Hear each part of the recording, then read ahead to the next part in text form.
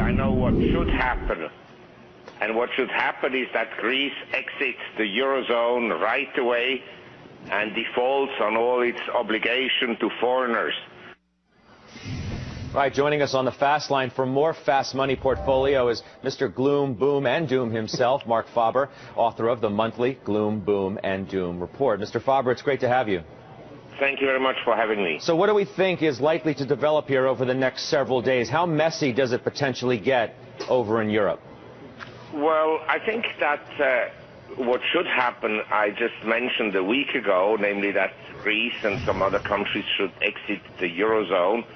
But what will happen is probably that Germany will show more flexibility and that eventually they will issue Eurobonds, and so the whole quality of the euro will diminish, and that has already been reflected in the marketplace in the sense that the euro has been very weak.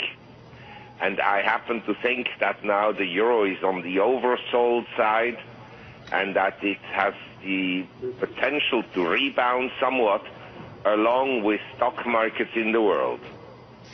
You know, your fellow doomsayer, if you will, Nouriel Roubini, told us a couple of weeks ago that he sees Europe as, in his words, a slow-motion train wreck. Given the news that's starting to develop over there, is the speed of the train wreck in your mind picking up, if you do in fact believe that that would be the case?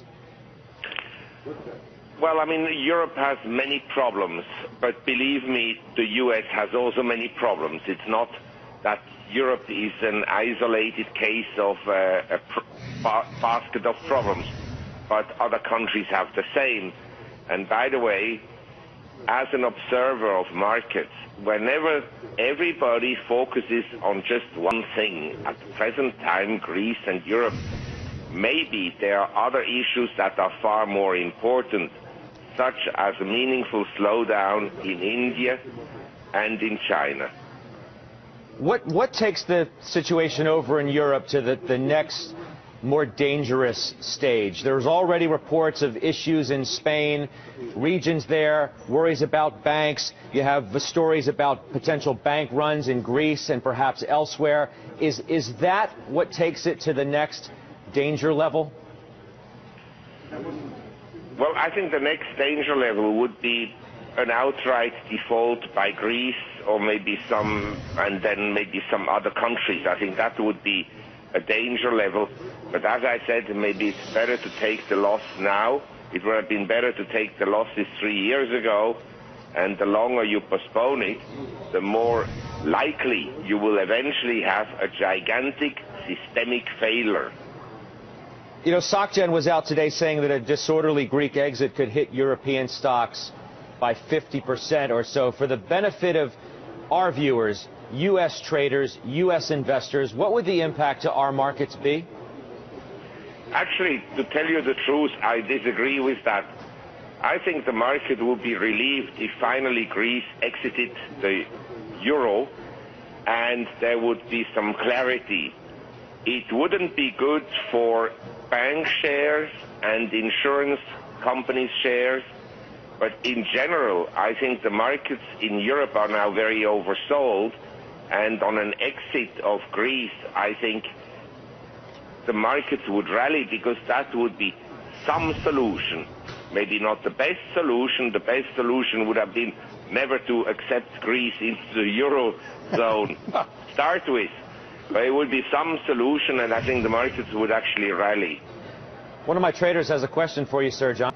Marc, welcome to the show again. Love to have you. And you're certainly living up to the name, Gloom, Boom, and Doom. And you cited one of the issues as far as the markets perhaps getting oversold around the world. In particular, if there is an exit for Greece, because that roadmap needs to be made, and I believe they're drawing it up right now. If indeed that happens, I agree with you, sir, that we're going to see a decent rally out of both the euro and markets around the world, because it's a recognition of the simple fact that, as you said, they shouldn't have been in the zone in the first place, and that these debts are too staggering. Would you think that we are closer and closer, perhaps just days away from that sort of a boom rather than the gloom?